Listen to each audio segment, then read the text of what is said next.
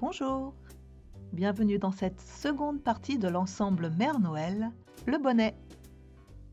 Nous aurons besoin de la même laine que dans la première partie, nous allons juste utiliser ce qu'il reste, des aiguilles circulaires numéro 4,5 de 40 cm, des aiguilles circulaires numéro 3,5 de 40 cm, un set d'aiguilles double pointe numéro 4,5, un contre-rang, une paire de ciseaux de précision et une paire de ciseaux classiques, 8 marqueurs de votre choix et pour finir, votre diagramme que vous trouverez en téléchargement gratuit sur mon blog, le lien est dans la description.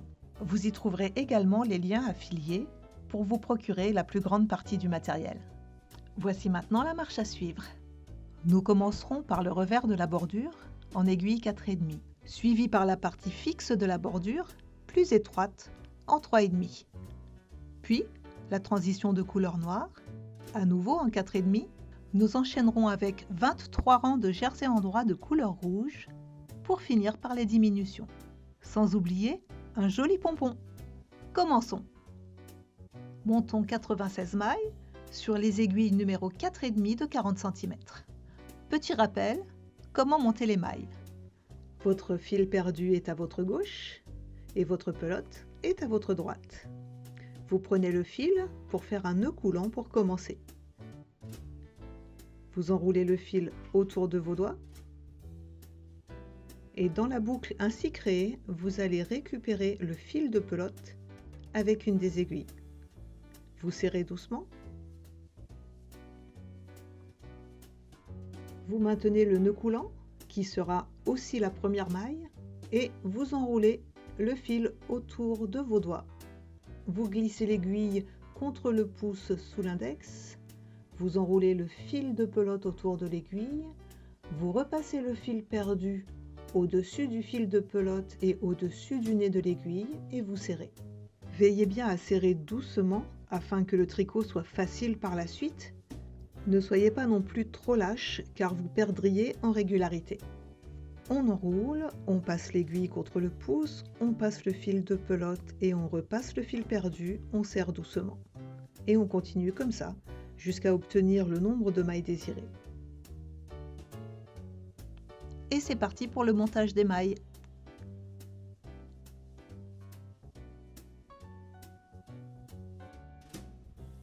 À la fin du rang de montage, on vérifie bien que la petite bordure est toujours du même côté du fil de l'aiguille.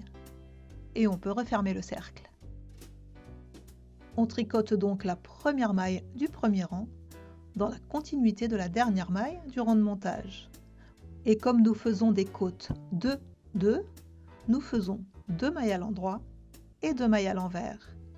2 mailles à l'endroit, 2 mailles à l'envers. Et ceci pendant les 16 premiers rangs.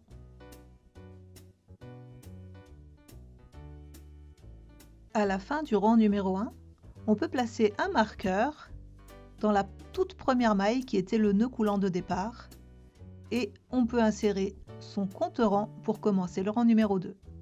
Et c'est parti pour les 16 rangs.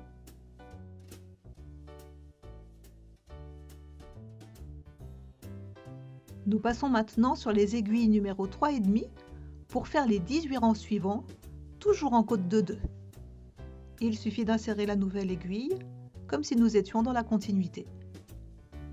Il faut bien veiller à ce que l'écart entre la dernière maille du rang précédent et la première de ce rang ne soit pas trop grand, ni trop serré.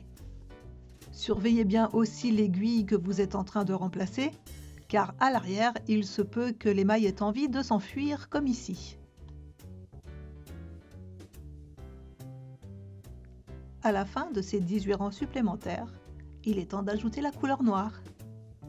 Pour ce faire, nous reprenons les aiguilles numéro 4,5, la couleur noire, et nous partons pour 6 rangs de point mousse. On fait le nœud, on rapproche du dos de l'aiguille, on repart de 1 et on reprend les aiguilles de 4,5. Comme nous tricotons en circulaire, le point mousse se fait de la façon suivante.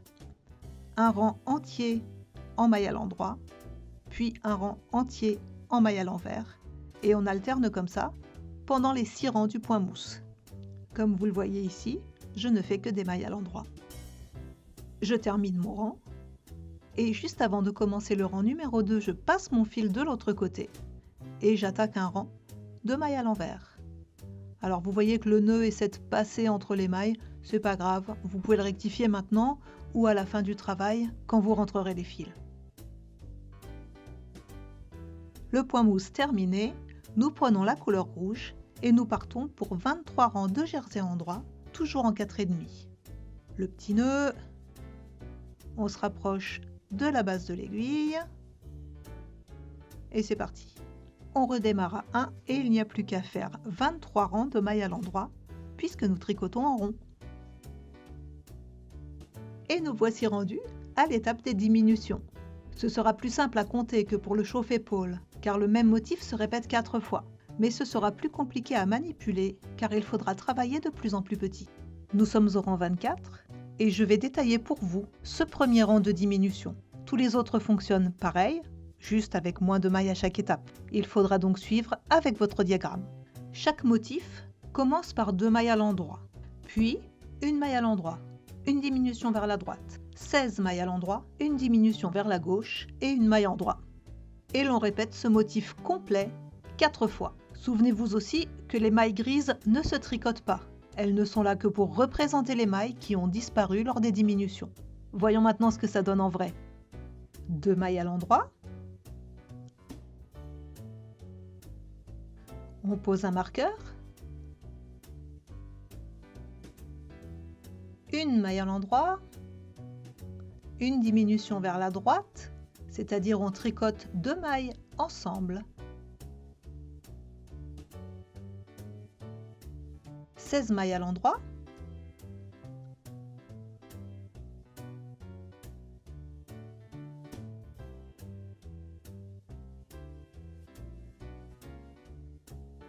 Une diminution vers la gauche, on glisse la première maille, on tricote la seconde et on repasse celle que l'on a glissée par-dessus celle que l'on a tricotée. Une maille à l'endroit et on pose un marqueur.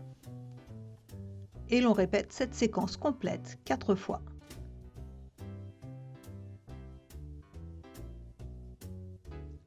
Au bout de 4 fois, le rang est terminé et on retombe sur l'emplacement du compte-rang que j'avais oublié de mettre au début de ce rang. On continue en suivant le diagramme.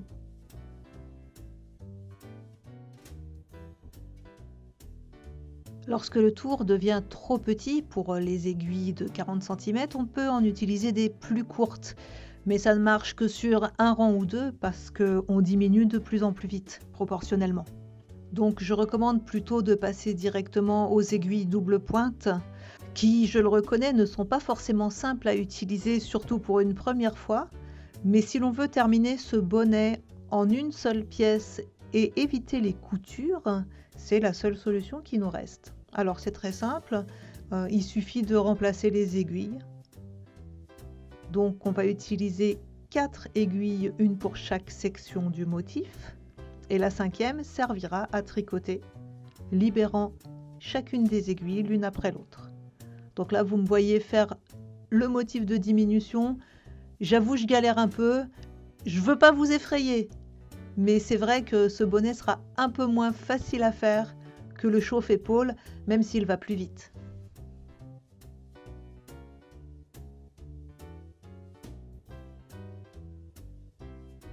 Début du second motif, je laisse la première aiguille de côté en centrant bien les mailles pour qu'elles ne glissent pas et je commence le deuxième motif avec la deuxième aiguille.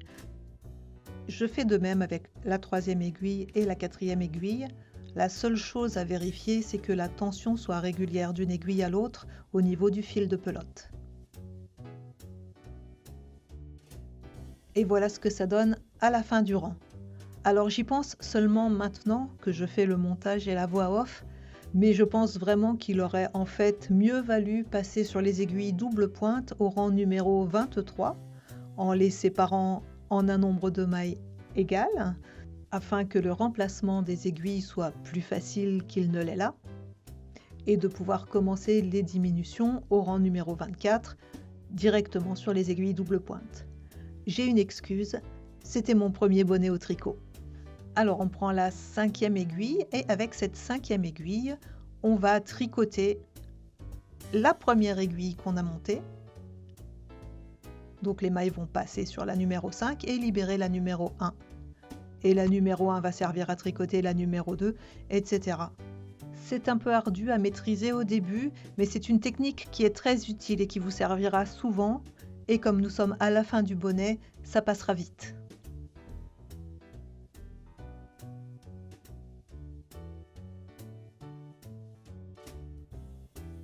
Une fois les diminutions terminées et qu'il reste 3 mailles sur chaque aiguille, on peut prendre son aiguille à laine. Tout simplement, il va s'agir maintenant de libérer les aiguilles en se servant de l'aiguille à laine afin de pouvoir coudre la fin du bonnet en rond. Voilà, on récupère les mailles et on libère les aiguilles.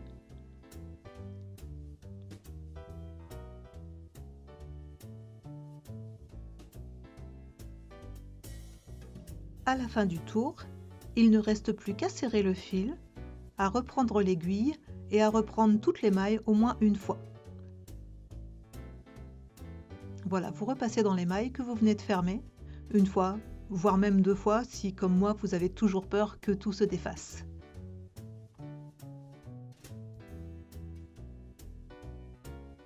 Vous finissez en passant l'aiguille au milieu du bonnet et en récupérant le fil de l'autre côté pour faire les points d'arrêt.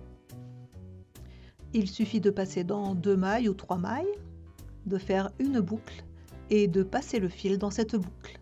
Voilà. Maintenant que le tricot à proprement parler est fini, il nous reste à retomber en enfance et à faire le pompon. Dans une chute de carton ou de plastique, vous découpez 2 disques avec une fente sur le côté et un trou au milieu. Vous attachez votre fil sur les 2 disques accolés l'un à l'autre et à l'aide de votre aiguille, vous recouvrez entièrement les 2 disques de laine.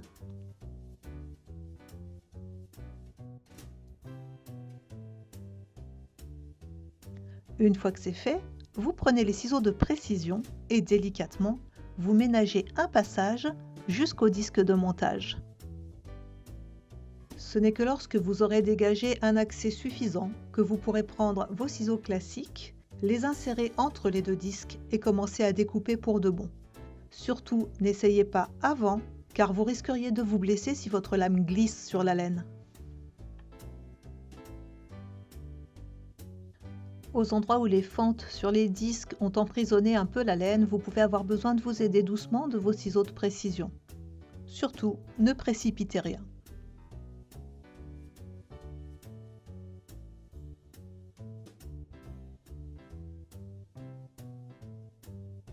Il faut maintenant sécuriser le pompon en 2 étapes. La première étape est de faire tourner un fil autour de son axe, de faire un nœud et de bien serrer, 1 fois, 2 fois, voire 3 fois. La seconde étape consistera à coudre le cœur du pompon avec votre aiguille à laine, en veillant bien à ne jamais l'orienter vers vos doigts. Si le cœur du pompon est particulièrement compact et résistant, n'hésitez pas à enlever l'un des 2 disques. Il sera alors beaucoup plus facile d'insérer l'aiguille. Je le répète, prenez bien garde à vos doigts en n'orientant pas l'aiguille dans leur direction. Le pompon est enfin prêt à être libéré et à recevoir une petite coupe de cheveux. Et voilà, il est prêt à être ajouté au bonnet. On prend son aiguille à laine, on pique au milieu, on récupère le fil de l'autre côté, on sécurise en passant dans quelques mailles, et on fait un nœud avec le fil rouge. Et voilà, le bonnet est terminé. Une fois que l'on aura rentré les fils, il n'y aura plus qu'à l'essayer. Merci beaucoup d'avoir suivi ce tutoriel. J'espère qu'il vous a plu et que vous passerez un bon moment à réaliser ce bonnet. Pensez à vous abonner à ma chaîne pour voir mes autres tutos et soutenir mon travail. Et moi, je vous dis à très bientôt. Bon tricot!